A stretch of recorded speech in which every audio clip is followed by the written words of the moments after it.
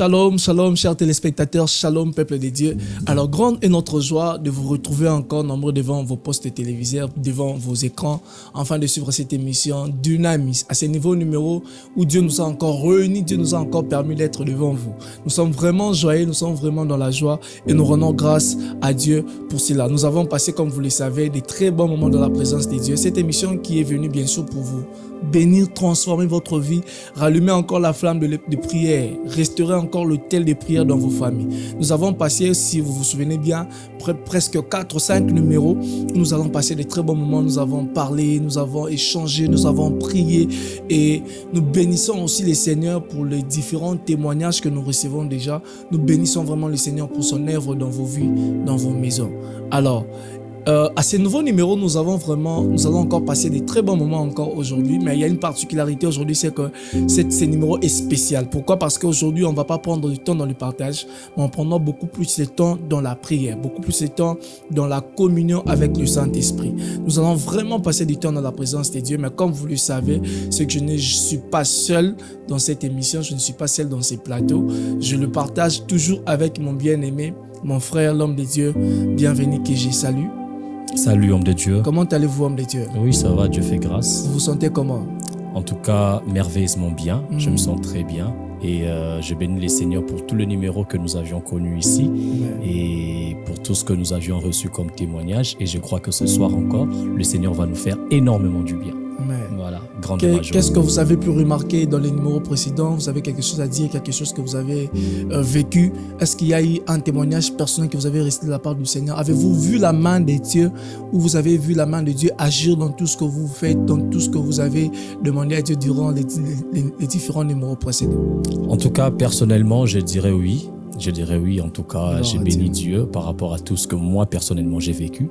Mais aussi par rapport aux réactions de ceux qui nous suivent de partout, qui appelaient, qui écrivaient pour dire, en tout cas, nous sommes bénis par votre mission. Je ne savais pas qu'on pouvait ressentir la présence de Dieu même lorsque vous étiez en train de prier. Je disais, waouh, en tout cas, Dieu est réel. Dieu est réel, Dieu est réel. Alors croyez que Dieu est réel. Juste pour vous dire que c'est que nous faisons ici, nous ne le faisons pas que pour que vous soyez le seul à vivre cela. Nous-mêmes aussi, nous sommes victimes de ce que Dieu est en train de faire, de ce que nous vous disons, de ce que nous vous enseignons. Ce ne sont pas de paroles vaines, mais ce sont des choses que nous vivons, des choses que Dieu, par sa grâce, nous fait aussi vivre aussi là. Alors, aujourd'hui, je ne sais pas qu'est-ce que Dieu vous a mis à cœur de nous partager pendant 5 à 10 minutes que nous allons plonger dans la prière. Y a-t-il un passage que le Seigneur vous a donné qui nous servira de base afin de passer du temps dans la présence de Dieu? Merci beaucoup, homme de Dieu, CEO. Bien évidemment, aujourd'hui, il y a un texte que j'ai prévu, que le Saint-Esprit avait déposé dans mon cœur, alors que j'étais en train de préparer ces moments.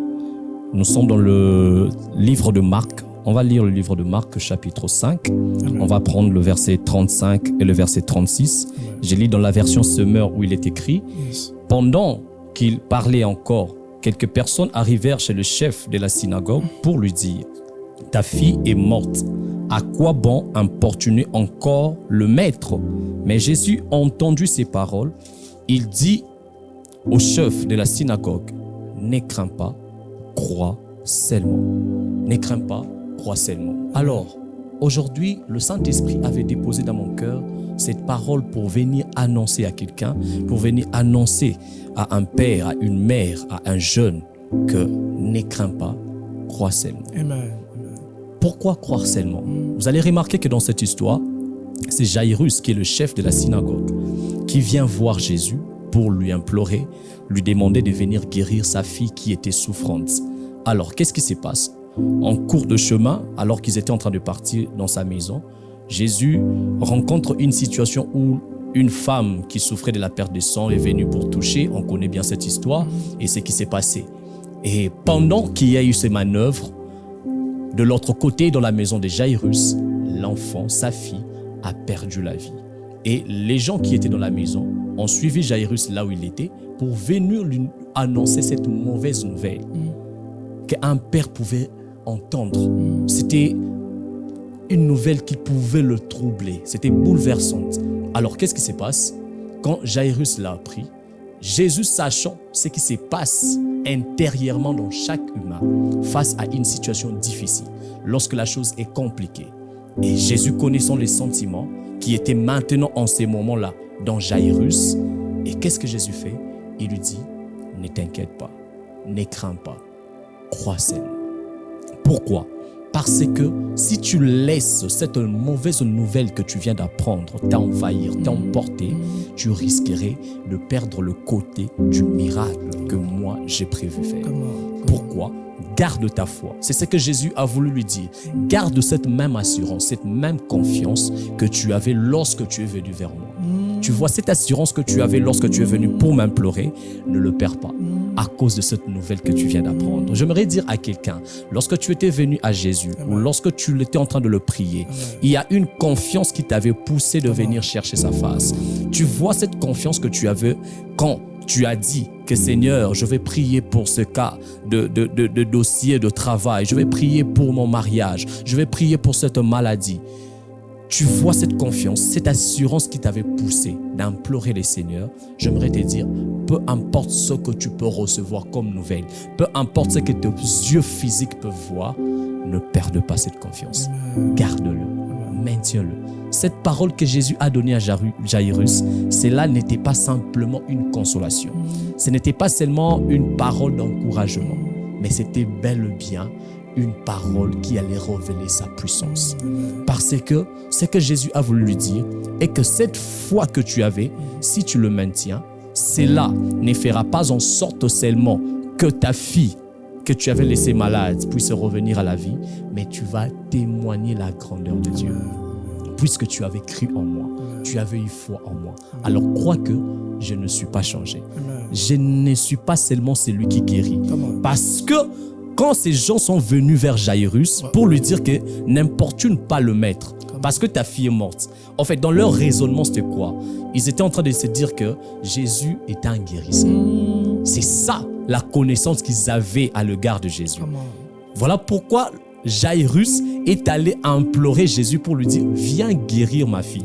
Parce que Jairus connaissait Jésus en tant que guérisseur. Mais il y avait une dimension que Jairus ne connaissait pas de Jésus. Bien aimé dans le Seigneur, il y a de ces choses que peut-être que vous avez appris de Jésus.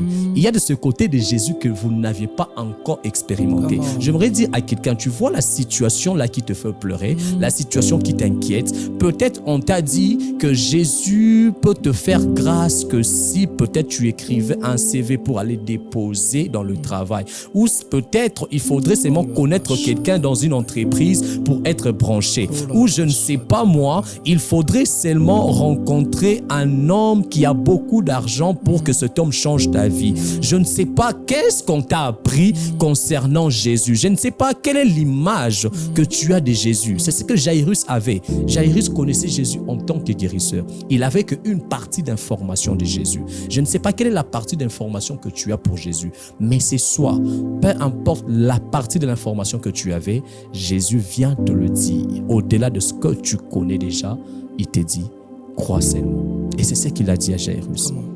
Lorsqu'il a entendu cette nouvelle qui était venue pour le déstabiliser. Bien aimé, il y a de ces nouvelles hommes de Dieu ici qui, deux fois, vous êtes là, vous étiez en train de vous attendre qu'on vous appelle dans un entretien d'embauche, après un entretien, un interview, on vous dit que vous êtes retenu. Mais à votre grande surprise, on vous appelle ou on vous fait un SMS que malheureusement, vous ne pouvez pas bénéficier de ce travail. Je ne sais pas combien tu avais peut-être prié pour ce travail. Tu l'attendais tellement. Tu avais cette expérience-là que tu pouvais recevoir parce que tous les signaux au moins montraient que tu pouvais obtenir ce travail. Je ne sais pas dans cette situation de relation de fiançailles, tu voyais que les signaux étaient bons. Mais du coup, les choses ont basculé. Et c'était le cas pour Jairus concernant sa fille. Il croyait parce que la guérison était en face de lui, Jésus-Christ. Il connaissait que Jésus-Christ guérissait. Mais alors qu'ils ont connu juste ces petites manœuvres de voir la femme à la perte de sang être guérie, c'était d'ailleurs une assurance encore de plus que ici je n'ai pas passé à côté. En tout cas, j'ai choisi l'homme qu'il faut. Parce que regarde ce que je viens de voir. Comment cette femme peut bénéficier de la guérison comme ça? Donc ça c'est sûr, ma fille sera guérie. Mais Jésus-Christ, par ses manœuvres, voulait montrer à Jairus une partie, un côté de lui que Jairus ne connaissait pas. Bien-aimé dans le Seigneur, j'aimerais te dire que ce que tu n'as pas encore vécu avec Dieu, sache-le que Dieu est en train de te le réserver parce qu'il veut que ta dimension de foi même change. Parce que Jairus avait une foi, mais seulement sa foi était limitée par rapport à la guérison. Il ne pensait pas que Jésus-Christ allait ressusciter sa fille. Voilà pourquoi lorsque cette nouvelle est venue, Jésus-Christ lui dit, ne crains pas, crois seulement. C'est-à-dire, garde cette même attitude, garde cette confiance que tu avais. Bien-aimé dans les Seigneurs, j'aimerais te dire, la foi est une ferme assurance comme Hébreu nous le décrit. C'est-à-dire que même si lorsque j'avance et que j'évolue, je vois que par rapport à la chose que je veux, je ne l'obtiens pas encore, par rapport à la situation que j'espère changer, s'améliorer, ça s'empire, que cela ne puisse pas déstabiliser ma foi.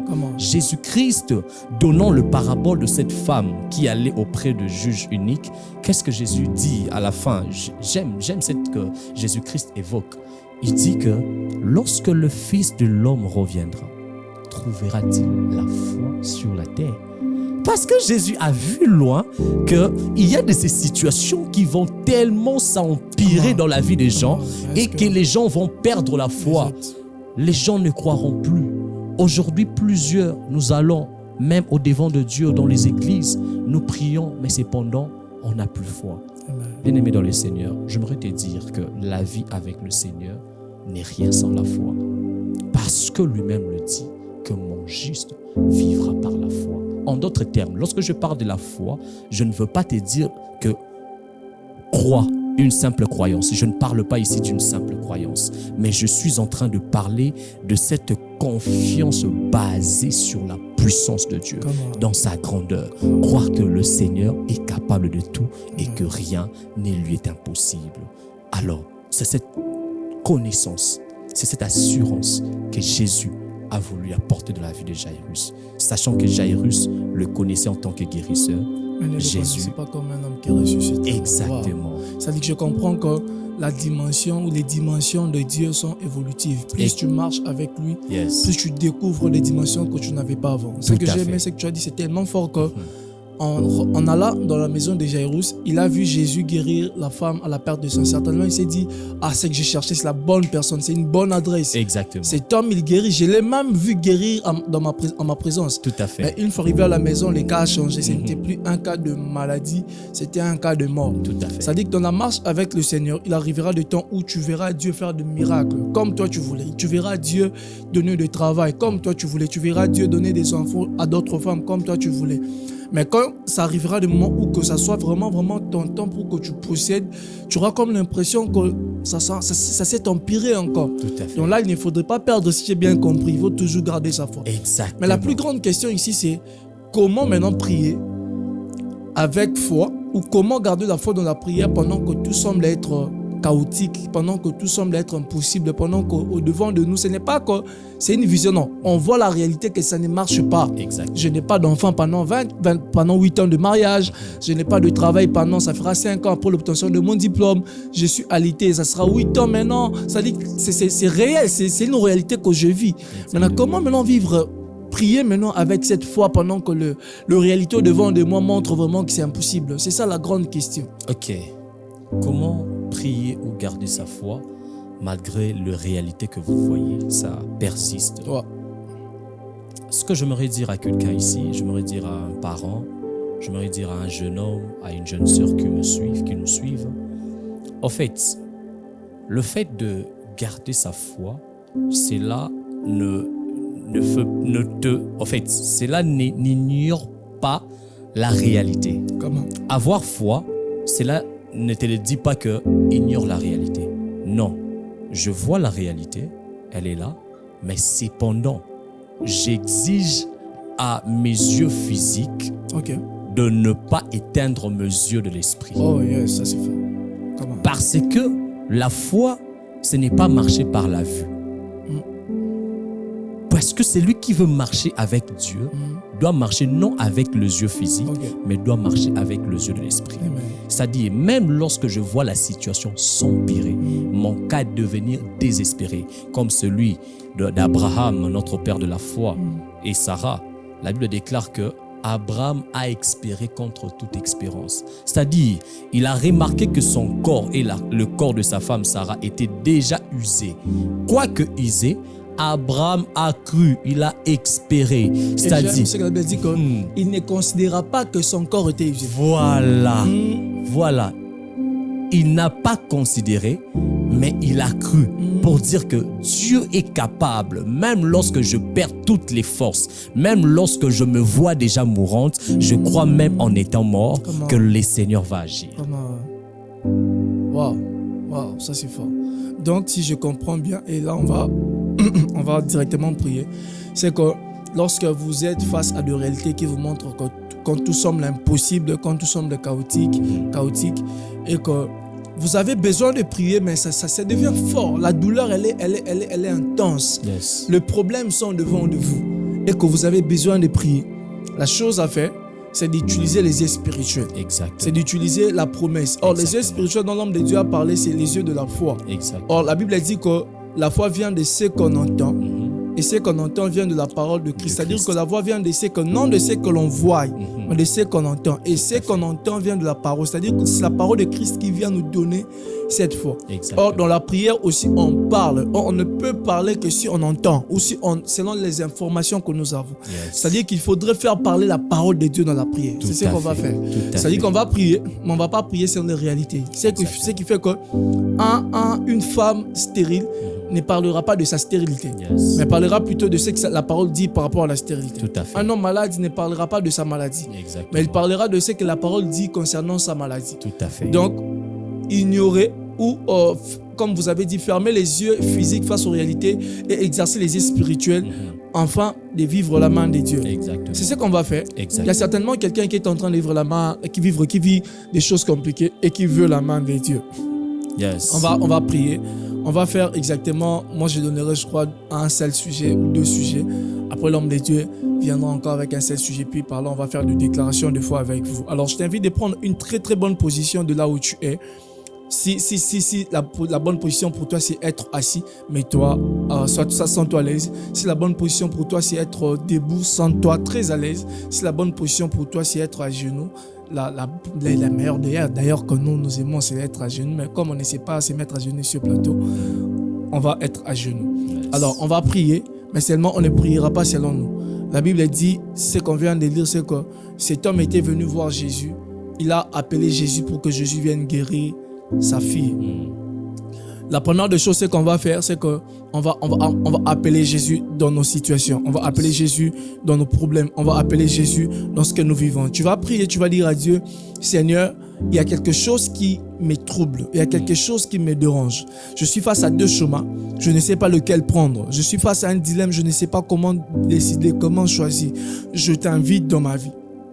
La bonne prière commence lorsqu'on sait inviter Jésus dans sa propre vie, dans son problème. Or, la meilleure façon d'inviter Jésus, ce n'est pas de dire à Jésus, viens. Non, la meilleure façon d'inviter Jésus, comme la Bible dit, qu'il siège au milieu de louanges et d'adoration, c'est lorsqu'on élève notre cœur au devant de lui, on élève notre âme. C'est-à-dire qu'on fait taire la voix de la chair, on élève la voix de l'esprit. On reconnaît ce que Dieu est, on reconnaît ce que Jésus est pour nous. C'est alors, la Bible dit, c'est quand vous leverez les fils, c'est alors que vous reconnaîtrez qui il est réellement. Qui est Jésus pour vous? Lui, il a appelé un guérisseur, mais il ne savait pas qu'il était aussi un ressusciteur. Il a appelé un homme qui guérit, mais il ne savait pas qu'il était aussi celui qui ressuscite les morts. Comment arriver à connaître qui est Jésus réellement si on ne sait pas élever Jésus à un niveau plus haut? C'est-à-dire que tu sépares ton problème avec Jésus. Tu commences à faire comme une distinction. C'est comme si tu mettais de l'huile dans un verre d'eau. Il y aura une séparation. Ok? On va le faire. On va dire à Dieu ce qu'il est pour nous. On va dire à Dieu ce qu'il représente pour nous. On sait, c'est vrai que tu vis des situations difficiles. C'est vrai que la maladie, elle est là. C'est vrai que la douleur est intense. C'est vrai que tu n'as pas l'argent. Mais est-ce qu'on peut commencer à inviter Jésus par notre adoration? L'adoration veut tout simplement dire élever Dieu, reconnaître ce qu'il est, dire à Dieu ce que tu ressens pour lui, dire à Dieu ce qu'il a fait déjà pour toi. Nous t'élevons parce que nous reconnaissons que tu es le seul et l'unique qui a été élevé. J'entends une femme dire, Dans mon mariage, il y a des problèmes. Oui. J'ai eu un Nous mari venons qui t'élever, commence à me Seigneur, tabasser. au-delà J'ai eu de un toute mari situation. ivrogne. Je ne savais pas qu'il Oui, était réellement. Jésus, Mais nous toi, savons je ne que me tu suis es jamais suprême. trompé de ce que tu es. Quelqu'un est en train de dire, j'ai donné naissance à un enfant, je savais qu'il serait un bon enfant, un enfant poli. Jésus, Mais une fois qu'il a grandi, je ne comprends pas pourquoi il a développé l'impolitesse. Alors que moi, je l'ai bien indiqué. Je peux me tromper des hommes, me tromper de mon mari, me tromper même de mes enfants. Mais je ne me tromperai jamais de ce que Jésus a fait. Je ne me tromperai jamais de ce que Jésus est pour moi. Depuis que je l'ai connu, alors 15 jours, j'ai regretté de l'avoir connaître. Alors 15 jours, j'ai regretté de l'avoir connu. Non, je ne regrette jamais. J'aime ce que Dieu a fait dans ma vie. Parce que la Bible dit, ton nom peut le vrai amour consiste en ce que lui, il est mort pour vous pendant que vous étiez encore pécheurs. Ce que j'aime en Dieu, c'est que Jésus, il a accepté de mourir à la croix pour moi, alors que moi, je ne le connaissais pas encore. Est-ce qu'il y a quelqu'un qui peut donner sa vie pour un homme qu'il ne connaît pas? Est-ce qu'il y a quelqu'un qui peut permettre, accepter d'aller en prison pour un voleur, un criminel qu'il ne connaît pas? Non, il n'est même pas membre de sa famille. Non, non, non, je n'ai jamais vu. Jésus, de chômage, je sais que tu es au-dessus de cela. Je connais Seigneur, à ces crises, je connais mon Dieu. à ces crises financières, Seigneur, à ces problèmes, à ces conjonctures, je sais que Jésus, tu ne changes pas. Jésus-Christ, tu demeures le même, hier, aujourd'hui et éternellement.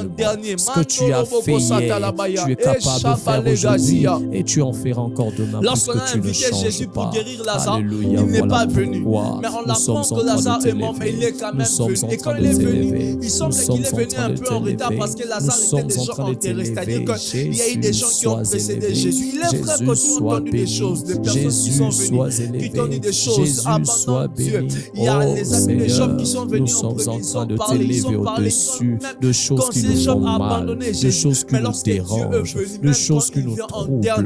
Il viendra pour changer la situation. Il est venu dans la vie de Lazare en dernier, mais il était celui qui avait donné à Lazare au sœur de Lazare ce qu'il voulait en premier. Il voulait un Lazare en bonne santé. Ses femmes voulaient un Lazare en bonne santé. Elles voulaient un Lazare en bonne santé. Elles voulaient voir un Lazare qui n'était pas malade. Elles voulaient voir un Lazare qui était en forme. Jésus, dans ma stérilité, je te lève. Mais il nous donne des choses Jésus, qu'on dans mes voulait en manques premier. d'argent, Oh je la te cachata la baya. lève. Jésus, dans mes crises. Il est venu en dernier, Jésus, c'est vrai, je suis en mais train il te de donnera des choses que lever tu voulais en dans les premier. situations Il est peut-être venu compliquées. dans ta vie, tu l'as connu, tu n'as Jésus, je te lève tu n'as que parce que je 45 ans, reconnais 50 ans, que tu es 60 ans, celui qui 30 ans. Mais apaise il la vient te donner tempête. des choses que Alléluia. tu rêvais Je quand te tu avais lève 8 ans. au-dessus de Il tout. vient te Je donner des te choses lève dont tu au-dessus rêvais de quand tout. tu avais Je 14 ans. te lève Il vient te au-dessus donner de des choses tout. dont tu rêvais quand tu avais un âge un peu plus bas. Jésus est réel. Jésus est réel. Et je le lève. Je ne vois pas mon problème. Je ne vois pas ma situation difficile. Je ne vois pas ce qui m'arrive. Je ne vois pas la sorcellerie. La sorcellerie ne peut rien contre ma famille puisque Jésus est élevé. La sorcellerie ne peut rien contre mon enfant puisque Jésus est élevé. La sorcellerie ne peut rien contre les membres de ma famille puisque Jésus est élevé. La sorcellerie ne peut rien contre ma maison parce que Jésus est élevé. La Bible dit élevez-le comme Moïse éleva les serpents de rein dans le désert, comme Moïse a élevé les serpents de rein dans le désert. Ainsi le Fils de l'homme doit être levé. Je lève Dieu dans ma vie. Je sais que je suis malade. Je sais que j'ai le sida. Je sais que j'ai le corona. Je sais que j'ai un cancer. Je sais que j'ai un problème. On m'a vu avec des myomes. On m'a vu avec des cancers. On m'a vu avec des problèmes. Les diagnostics ont été faits. On a prouvé que j'ai une maladie. Ils ont certifié, ils ont confirmé cette maladie. Mais je sais que mon Rédempteur s'élèvera. Je ne crains rien, je ne crains rien, puisque mon Rédempteur se lèvera. Et quand il se lèvera, il viendra me rendre justice. Il viendra me rendre justice. Je ne crains rien, je ne crains rien. Même quand les gens m'insultent et disent que les gens qui parlent, qui disent que l'âge avance, mais tu n'as pas d'enfant, tu n'as pas de mariage, tu n'as pas d'argent, tu n'as pas de travail. Là, ce sont ce que les gens qui sont venus en premier ont dit. Mais dis-moi, qu'est-ce que la parole de Dieu dit pour moi? Dis-moi ce que la parole de Dieu dit pour moi. Elle dit qu'il vous rappellera toutes choses. Le Saint-Esprit, je le sens dans mon corps. Je le sens me rappeler des choses que Dieu a dites pour ma vie. Je vois le Saint-Esprit me rappeler des choses que la parole a dit me concernant. La parole a dit que je suis la tête et non la queue. même quand je suis dans une situation la plus basse, je sais que je suis la tête. Même quand je manque, même quand je sais que les gens m'insultent, je sais que je suis la tête. Même quand les gens parlent en mal de moi, je sais que je suis la tête. Même quand l'âge avance, je sais que je suis la tête. Même quand je fais 8 ans sur le lit d'hôpital, je sais que je suis la tête. Même quand je fais 2 ans, 5 ans avec l'AVC, je sais que je suis la tête. Ma position de la tête ne dépend pas de ce que je vis. Ma position de la tête dépend de ce que Dieu a dit pour moi. Ma position de la tête dépend de ce que Dieu a dit pour moi. Je suis la tête et non la queue. Je suis devant et non le dernier. Je suis le premier et non le dernier. Puisque c'est lui qui est en moi, il m'a dit que je suis la tête. C'est cette position que j'occupe. C'est cette position que j'occupe. Même si je suis dans un pays étranger comme Joseph, puisque la parole m'a donné la position de la tête, je règne comme la tête. Je règne comme le premier. Je règne comme mon Dieu. C'est lui que Dieu a élevé. Même quand je suis parmi les étrangers, ceux qui me haïssent, ceux qui veulent ma mort, comme David devant Saül, je sais que je suis la tête. Et ils mourront, moi je vivrai, puisque Dieu m'a dit que je suis la tête. Ceux qui me combattent vont tomber au-devant de moi. Moi je vais percer parce que je suis la tête. Ceux qui complotent contre moi, ceux qui parlent en mal contre moi, ceux qui veulent ma mort, le calendrier de la mort qui a été déjà programmé pour que je meure, pour que je souffre, pour que je perde la vie. Je n'ai pas peur, je sais que je suis la tête. Je sais que je suis la tête. Moi je veux percer, moi je vais évoluer, moi je vais aller de l'avant. Au nom de Jésus, c'est ce que la Bible dit sur moi. C'est ce que la Bible dit sur moi. Même si j'ai appelé Jésus et qu'en route, il a rencontré un autre corps comme Jairus et qu'il est venu en retard. Même si mon enfant est mort, puisque j'ai Jésus, je sais que la résurrection est malécasia, réelle. Même si Mandel est capable, je suis arrivé, on m'a dit qu'il n'y a plus moyen de m'interroger, il n'y a plus moyen de m'engager, il n'y a plus de place dans ce travail. Je n'ai pas peur, je rends grâce à Dieu parce que je sais que je suis avec Dieu. Être avec Dieu, c'est avoir tout. Être avec Dieu, c'est être avec celui qui donne la joie. Être avec Dieu, c'est être avec celui qui donne l'assurance. Être avec Dieu, c'est être avec celui qui donne de l'espoir. Être avec Dieu, c'est être avec celui qui restitue.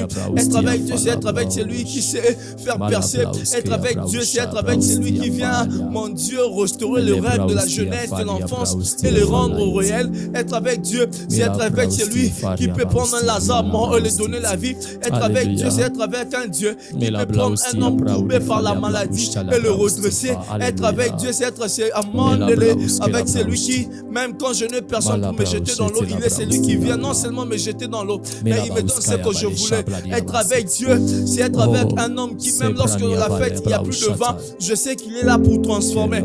Être avec Dieu, c'est être avec celui qui, même si mon entreprise est bouleversée, dérangée par mon Dieu, le démon, les sorciers, les ennemis, je sais que la percée, la prospérité est de mon côté. Être avec Dieu. Alléluia. C'est être avec tout, être avec Dieu, c'est être avec tout. Je sais qu'au Seigneur Dieu, que mon cœur commence à me dire que j'ai tout perdu. Mais je sais que la parole me dit, je n'ai rien perdu puisque toi tu es avec moi. Seigneur, je sais que les gens autour de moi me disent que je suis à la fin de ma vie. Je suis comme Job qui a perdu sa femme, qui a perdu ses enfants, perdu ses biens, perdu son autorité, perdu sa autorité, perdu tout. Mais je sais une chose, c'est que même le dernier, c'est Jésus-là se levera. Et il vient combattre, il va combattre pour moi, je sais. Je sais. Je sais. Je sais qu'il va combattre pour moi. Je sais. Je veux que quelqu'un dise à Dieu, être avec Dieu, c'est être avec tout. Être avec Dieu, c'est être avec tout. Même quand le voix s'élève contre moi et tous parlent mal et contre ma vie. Jésus, sa seule voix est plus que la majorité de mes ennemis. Oh, Aliyabako Shatarabaya. La présence de plusieurs qui viennent voir Lazare mort n'ont pas pu apporter la solution. La présence seule de Jésus peut ressusciter un Lazare mort. Oh, les Kashatarabaya. Oh, être avec Dieu, c'est être avec toi. J'aimerais que dans ta maison, que tu le saches, même quand tu vis des situations compliquées, la crise commence à frapper, ton mari n'a pas de porte ouverte. J'aimerais te dire que tu as Jésus. Et être avec Jésus, c'est être avec c'est avoir tout. C'est avoir tout. Le porte de voyage s'ouvriront. Le porte de bénédiction s'ouvriront. Dieu le verra à ta famille là où tu veux qu'elle arrive. Dieu le verra à tout ce que tu fais là où tu veux que ces choses arrivent. Alléluia. Alors, j'aimerais que quelqu'un puisse prier encore en ces sujets. Je ne sais pas, mais dans mon cœur, je sens quelqu'un avoir quand même certaines hésitations. J'aimerais te dire, bien-aimé, là où tu es, tu vas prier. Comme nous venons de le dire, Jairus avait appris cette mauvaise nouvelle. Quoi qu'il était avec Jésus, l'homme qui pouvait guérir. Mais la nouvelle que Jairus avait apprise, c'était une nouvelle qui surpassait par rapport à son entendement. Je ne sais pas quelles sont les nouvelles que tu as entendues, quelles sont les situations que tu vives, que toi-même que tu trouves que ici c'est fini, c'est au-delà de mes forces. Tu sens que ton cœur veut lâcher. Tu sens que tu as envie d'abandonner. J'aimerais te dire que tant que Jésus est avec toi, tu ne peux pas perdre espoir. Tu dois croire. Ce que tu dois faire, c'est quoi? Peut-être que tu avais perdu cette force, tu avais perdu cette confiance. Tu vas faire comme Pierre. La Bible déclare que lorsque Pierre, sa foi commençait à bouger et qu'il commençait à douter, marchant sur l'eau, quand cette confiance-là, il a perdu, il a commencé à noyer. Mais ce que j'aime, Constantin, qu'il était en train de noyer, il voulait mourir. Il a fait appel à Jésus pour dire, viens à mon secours. Tu vas appeler au secours. Tu vas dire à Jésus, je t'appelle au secours. Je t'appelle au secours parce que mon cœur veut lâcher. Pourquoi mon cœur veut lâcher? Parce que je constate que cette maladie, Seigneur, est en train de persister. Oui, certes, j'ai entendu le témoignage tout autour de moi, mais j'ai comme l'impression que mon cas est en train encore de s'empirer. Pourquoi cela persiste-t-il? Oui, Jésus, je vis comment tu fais marier les autres. Je vis comment tu fais voyager les autres. Je vis comment les autres introduisent leur dossier dans l'ambassade et ils reçoivent le visa. Je vis comment les autres, nous sommes même allés avec certains, Seigneur. Oui, présents, je vis comment d'autres ont introduit le dossier et ils ont été répondus favorables. Seigneur, je n'arrive plus, je ne supporte plus. Oui, sincèrement, je veux céder. Mais je voudrais encore croire en toi, puisque je sais que tu es la vie. Oui, tu es le berger qui donne la vie en abondance. Tu as dit cependant que tu es venu pour donner la vie et une vie en abondance. Jésus, j'aimerais profiter de cette vie d'abondance. Ce que je n'ai pas encore vécu avec toi, que mon cœur ne soit pas aussi hâte de croire que tu ne peux pas faire. Voilà pourquoi je t'appelle au secours. Voilà pourquoi je t'appelle au secours ce soir. Voilà pourquoi je t'appelle au secours pour ce cas. Jésus, viens à mon aide. Jésus, viens à mon secours. Ne me laisse pas noyer. Ne me laisse pas, Jésus. Ne me laisse pas mourir. Ne me laisse pas lâcher. Oui, interviens comme tu l'as fait pour le cas de Jairus. Lorsqu'il a appris cette mauvaise nouvelle. Oui, Jésus, tu as intervenu pour fortifier la foi de Jairus. Tu lui as dit, Jairus, ne crains pas, crois seulement. Parce que tu savais que tu avais cette capacité. Jésus, j'entends tellement de hommes parler tout autour de moi. Il y a tellement de nouvelles qui me parviennent aux oreilles. Jésus, j'aimerais t'écouter. J'aimerais entendre ta voix. Viens à mon aide, viens à mon secours. Jésus, secours-moi dans cette situation. Sauve-moi, tire-moi. Oui, que je ne dise pas que c'est fini. Même si j'avais raison, Seigneur. Même si tous les signaux me montraient qu'ici c'est fini. Seigneur, je ne m'aurais pas abandonné. Je ne veux pas relâcher. Je ne veux pas, Seigneur, aussi lâcher prise. Je veux que mon cœur croie. Là où, Seigneur, l'incrédulité voulait s'installer, Seigneur, viens ranimer ma foi. Seigneur, viens donner encore la vie à ma foi. Vivifie ma foi. Relève-moi où je suis tombé. Oh, je veux croire encore. Je veux croire encore. Tu n'as pas changé. Tu demeures demeures le même hier, aujourd'hui, éternellement. Tu n'as pas changé. Même lorsque les hommes changent, ils changent leurs décisions. Ils promettent aujourd'hui, demain, ils changent. Jésus, toi, tu ne changes pas. Tu ne changes pas face à tes promesses. Tu ne changes pas face à ta parole. Ce que tu dis, tu le fais. Ce que tu dis, tu l'accomplis, Jésus. Oui, viens, je t'appelle à l'aide. Je t'appelle au secours, Jésus. Je t'appelle au secours de ma famille. Vois ma famille, Seigneur, qui est en train de sombrer. Ma famille va à la perte. Jésus, vois mon entreprise qui veut mourir. Je t'appelle. Oh Seigneur, cela veut affaiblir ma foi. Cela veut affaiblir ma foi. Cela veut me faire entrer, Seigneur, dans le doute, en incrédulité. Je ne veux pas perdre ma foi. Je veux croire encore. La gloire de Dieu est tombée. Parce que je crois que ta gloire, je crois que ta puissance peut ressusciter ce que je perdu. Alléluia.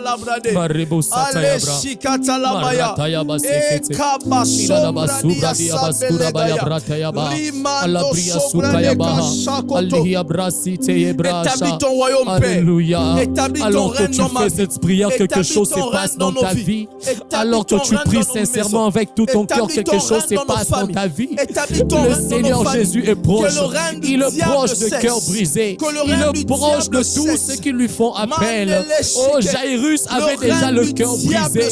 Lorsqu'il a appris cette mauvaise nouvelle, son cœur était brisé. Jairus était déchiré en lui-même. Mais Jésus était proche pour secourir. Parce qu'il est proche de cœur brisé. Il est proche de cœur brisé. Il est proche de cœur brisé. Il est proche de cœur brisé. Jésus peut restaurer ton cœur. Jésus peut restaurer ta vie. Jésus peut restaurer ton travail. Jésus peut restaurer ton mariage. Il est prêt. Il est prêt. Il est prêt de cœur brisé. Oh, Rapadaba Soprai. Ratanamana la Sublinia. Les Brotonopolia Sutulutua. De col les blidieto. Et les brotelema l'issemble de cobra diete. Liazura di paille de brantea. Alléluia. Oh, tu penses avoir perdu cet enfant. Il est récupérable avec Jésus. Cet enfant est récupérable avec Jésus. Il est récupérable. Elle est récupérable. Oh, la brassiata. Ton enfant peut abandonner cette addiction. Oui, Soubratia. Ils peuvent abandonner cette mauvaise voie. C'est possible avec Jésus. C'est possible avec Jésus. Oui, son cas peut être empiré par rapport à avant, mais c'est possible que Jésus le récupère. C'est possible que Jésus le délivre. C'est possible que Jésus le récupère. Oh, avec Jésus, tout est possible, car rien n'est impossible à Dieu. Tout est possible à celui qui croit.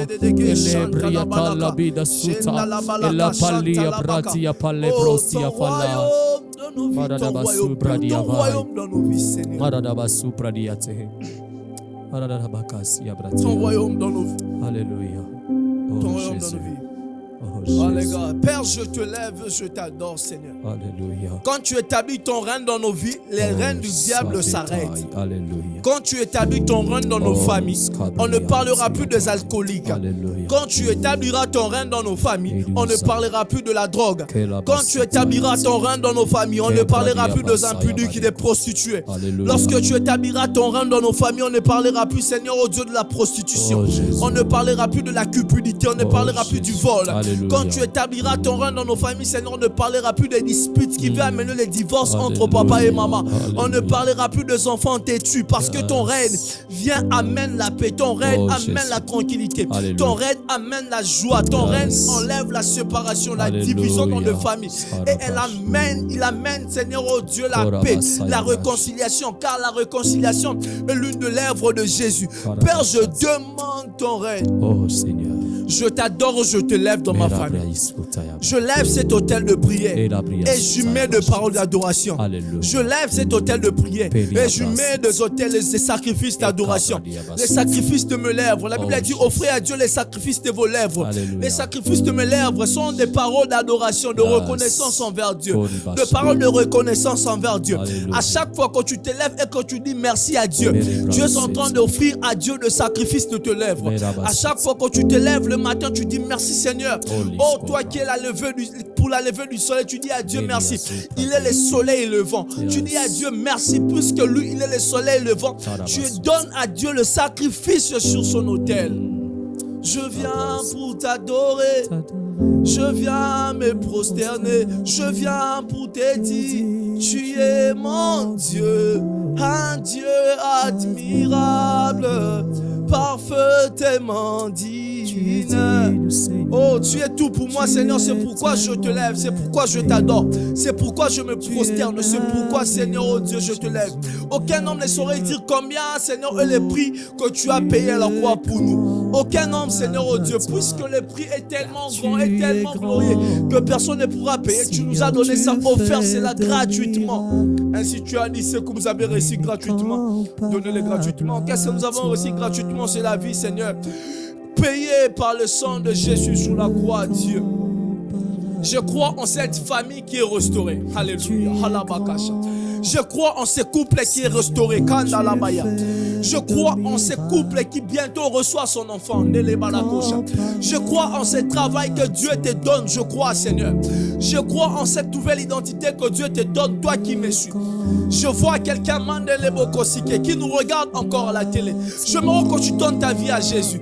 Que tu dis à Jésus, viens revenir dans ma vie. Quand Jésus reviendra dans ta vie, tu vas arrêter avec la cigarette.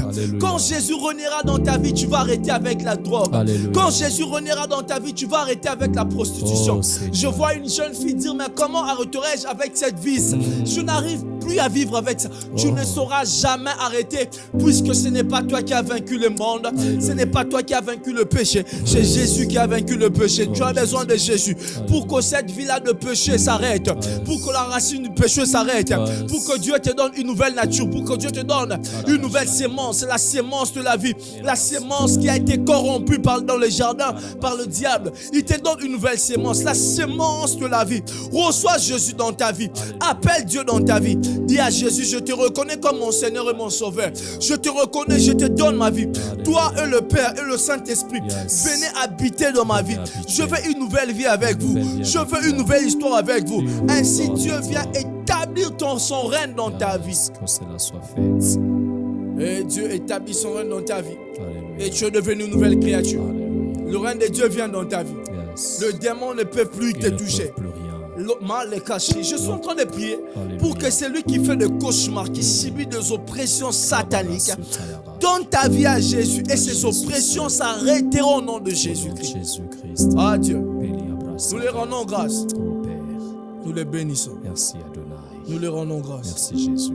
Il nous a envahis de sa gloire. Merci Papa. Il nous a envahis de sa puissance. Tu es merveilleux. Il nous a envahis de sa gloire. Sa puissance est tellement forte. Dieu est en train de vous localiser. Il est en train de vous guérir. Recevez cette guérison. Recevez cette guérison. Recevez cette guérison. Recevez cette bénédiction. Un ministre de Dieu qui nous suit, qui sent que son ministère est bloqué. Rien ne évolue, rien ne marche. L'amour dans le fidèle, l'amour pour Dieu n'y est plus.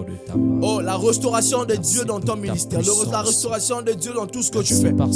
Dieu établit et remplit ton cœur de ses fardeaux, le fardeau pour les âmes, la passion pour les âmes.